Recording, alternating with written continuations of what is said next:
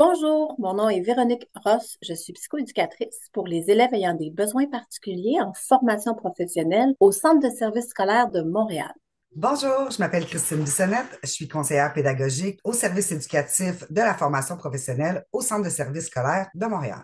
Aujourd'hui, Christine, nous avons une capsule vidéo dont l'intention est de présenter et d'expliquer un processus afin que les équipes en formation professionnelle, formation générale adulte et francisation l'attachent au processus d'accueil, d'accompagnement et de suivi des élèves dans leur centre. Voici donc le processus qui vise à s'assurer que tous les élèves ont un accueil, un accompagnement et un suivi, peu importe les besoins. J'attire votre attention sur l'icône de l'ordinateur. En effet, une plateforme est actuellement en développement. Lorsqu'elle sera implantée, elle permettra, entre autres, de soutenir les étapes identifiées d'un tel processus. J'en profite pour vous aviser que d'autres capsules suivront afin d'expliquer les fonctionnalités de cette plateforme et faciliter son appropriation par les équipes centres. Merci, Christine, pour cette précision. Je remarque dans le processus qu'il y a certaines flèches qui sont pleines, d'autres qui sont pointillées. Est-ce qu'il y a une raison? Est-ce qu'il y a une différence entre les deux?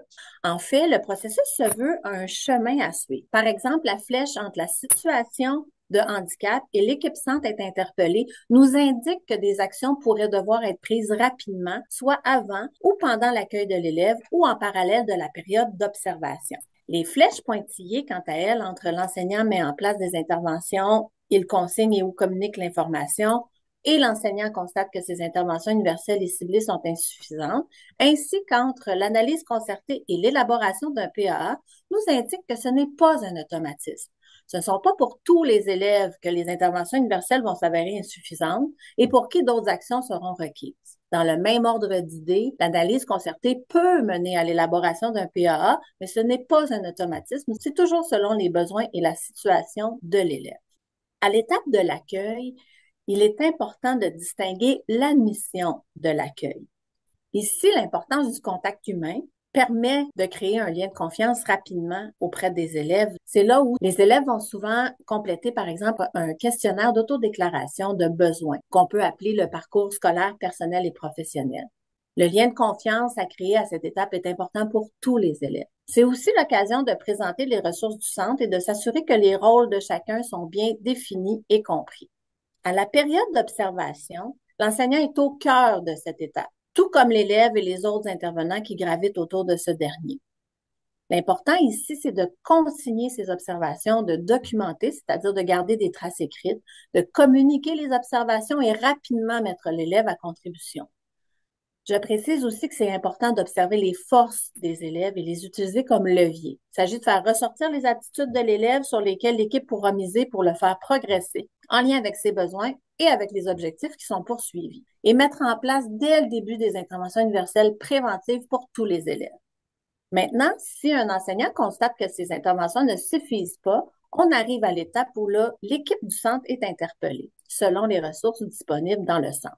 On va alors utiliser les informations et documents disponibles pour faire l'analyse concertée. Les observations, portraits, autoportraits de l'élève, on peut revenir aussi aux réponses qui auront été complétées dans le parcours scolaire personnel et professionnel. L'intention ici, c'est de mieux cibler les besoins à prioriser pour soutenir efficacement l'élève dans sa progression. Par la suite, s'il y a élaboration d'un plan d'aide à l'apprentissage, communément appelé PAA, eh bien, c'est un outil de planification, de concertation et de communication qui permet de mieux répondre aux besoins particuliers d'un élève par la mise en place de moyens pour le soutenir dans son cheminement. Si une ou des mesures d'adaptation sont mises en place, elles doivent nécessairement être consignées dans un PAA, dans un plan d'aide à l'apprentissage. Suite à l'élaboration d'un PA, il y a évidemment le suivi du plan d'aide à l'apprentissage qui doit être fait. À quelle fréquence, normalement, on devrait faire le suivi d'un plan d'aide à l'apprentissage?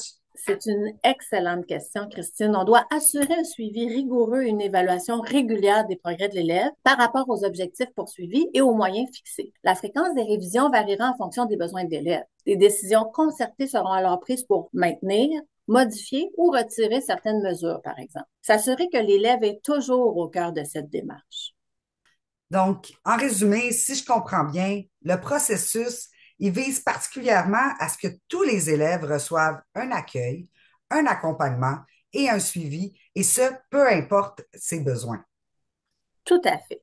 Et j'encourage les équipes à attacher le processus présenté au processus d'accueil, d'accompagnement et de suivi des élèves dans leur centre. Merci beaucoup, Véronique. Merci à toi, Christine. À bientôt.